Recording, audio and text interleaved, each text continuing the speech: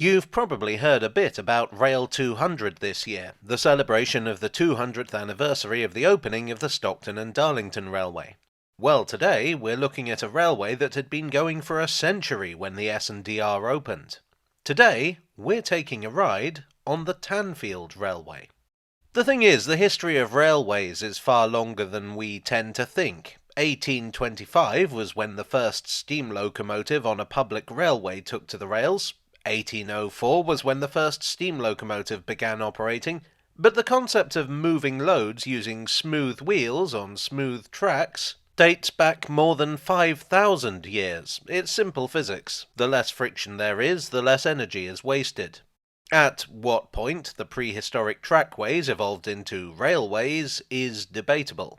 By the second half of the 16th century, mines and quarries were making extensive use of wagonways. Wagonways were more primitive than railways, often using wooden rails and, of course, using human or animal power rather than locomotives.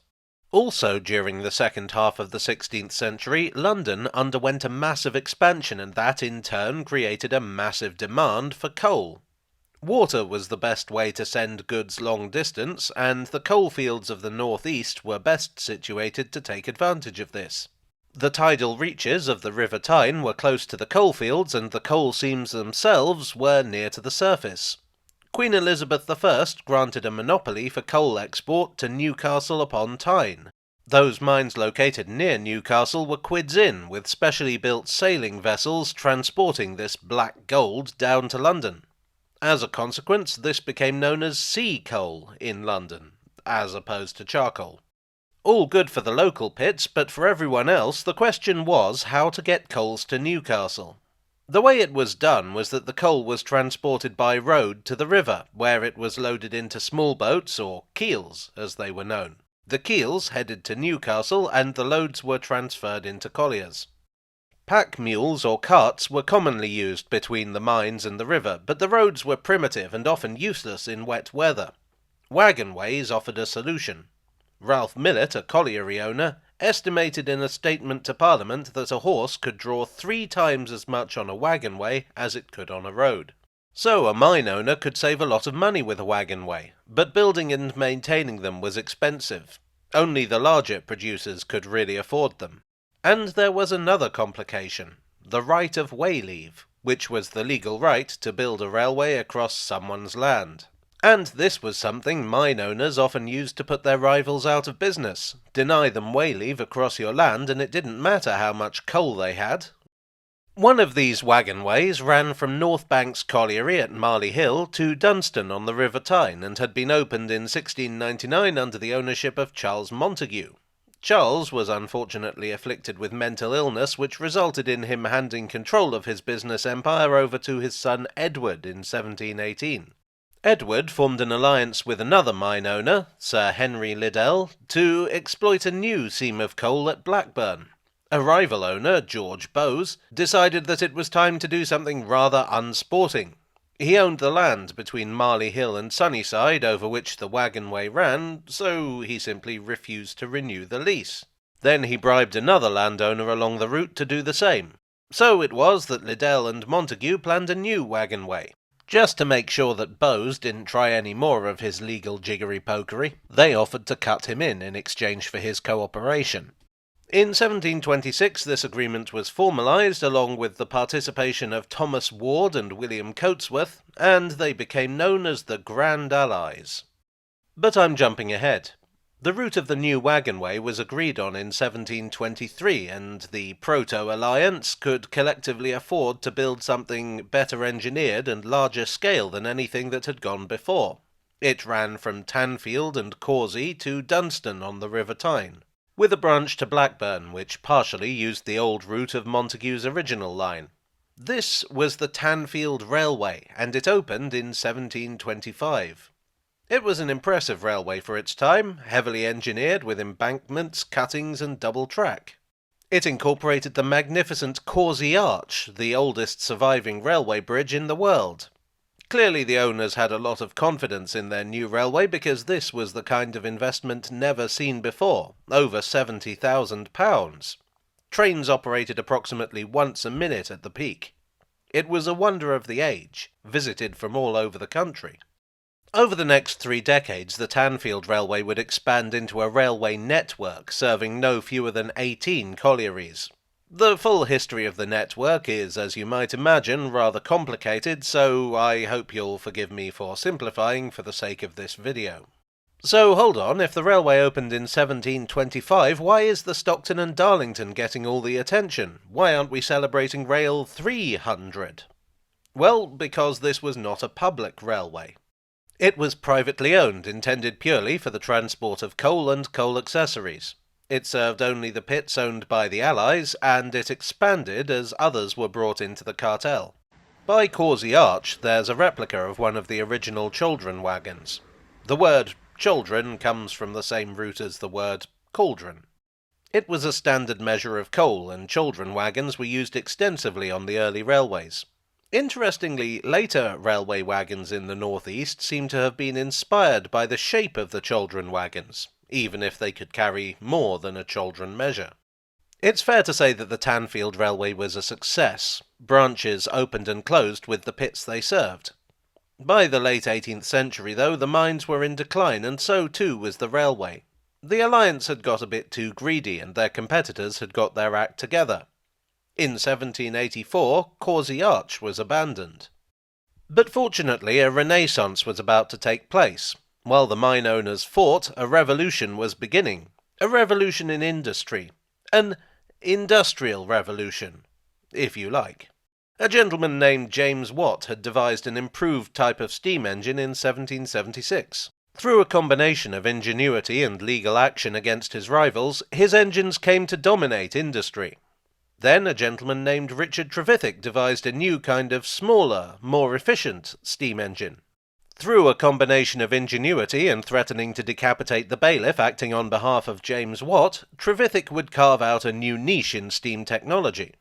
The potential of steam power was now seemingly endless. And so arose a new age of iron and steam. And all eyes once again looked to the northeast. Coal would fuel these new machines, and its cleaner-burning variant, coke, would smelt the iron they were made of. In 1804, at Penydarren in Wales, Trevithick put one of his engines on wheels, and thus invented the steam train. But the collieries of Durham and Northumberland would be the nursery of the steam railways, with engineers like William Headley, Timothy Hackworth and George Stephenson expanding the capabilities of those early railways.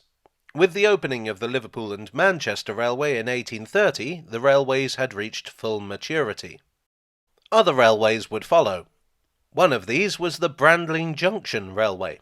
There was no place called Brandling Junction. It was named after John and Robert Brandling, the brothers behind the scheme. The aim was to build a line from South Shields on the east coast to the Newcastle and Carlisle Railway coming from the west. Between these two places lay the coalfields. The Brandling Junction Railway intended to serve these, being able to provide a faster means of getting coal to the coast than the keels on the River Tyne. And so they bought the Tanfield Wagonway out. Frankly, I don't think their lawyers were much cop, because they acquired the wagonway, but not the land it used or the track itself. They ended up essentially having to rebuild the whole 8 miles and renegotiate all the way leave. Now, from an engineering standpoint, rebuilding was not a bad thing. The original wagonway was laid to a gauge of 3 feet and 10 inches with wooden rails. It would be rebuilt with iron rails to a gauge of 4 feet 8.5 inches, also known as Stephenson gauge after George Stephenson. This would become the standard gauge for mainline Britain and much of the world. Converting the line wasn't a straightforward task. In places it had to be rerouted, and a lack of maintenance was showing. 3 of the gradients along the way were too steep for steam locomotives, so stationary winding engines were employed to winch wagons up and down the inclines. The rebuild was completed in 1841.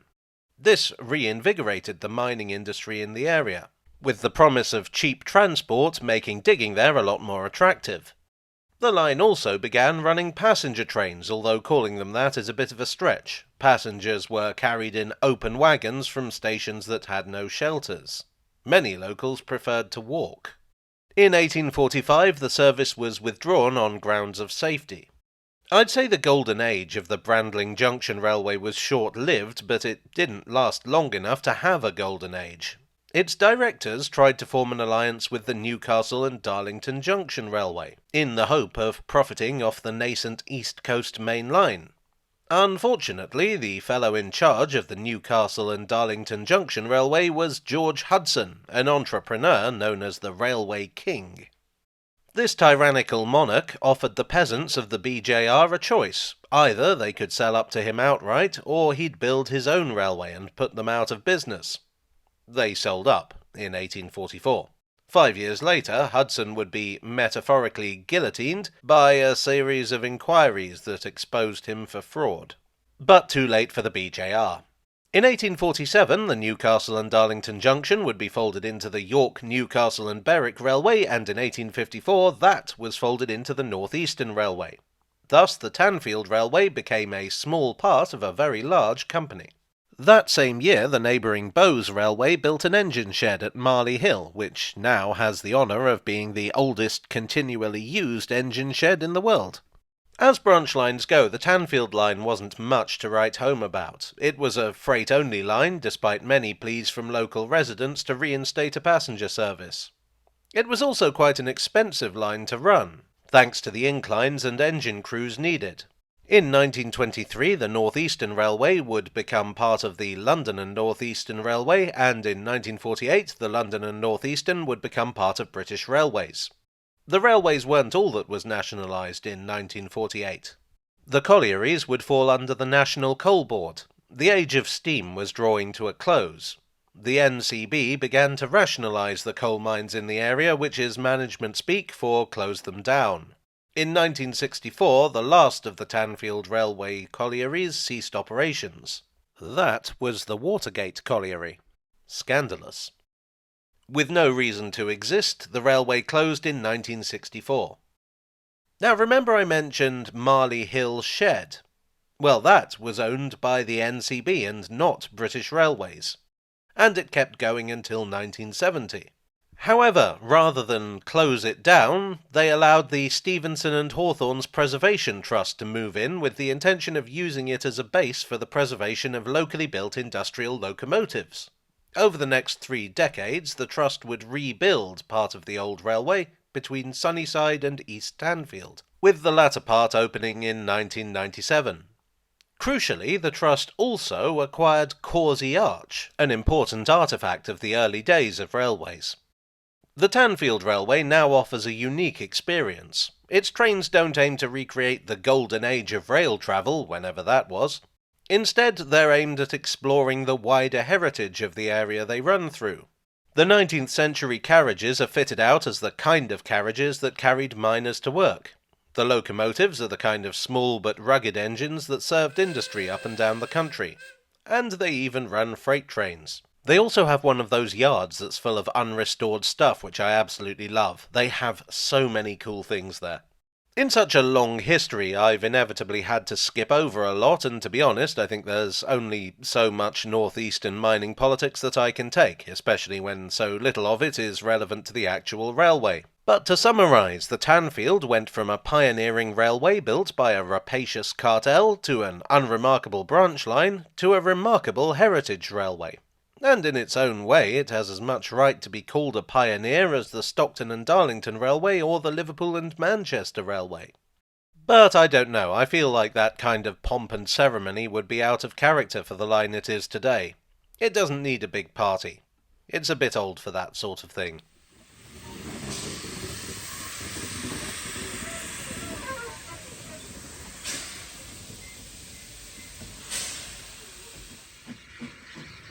Well, I do hope you enjoyed today's video. If you did, please do leave a like and consider subscribing for more.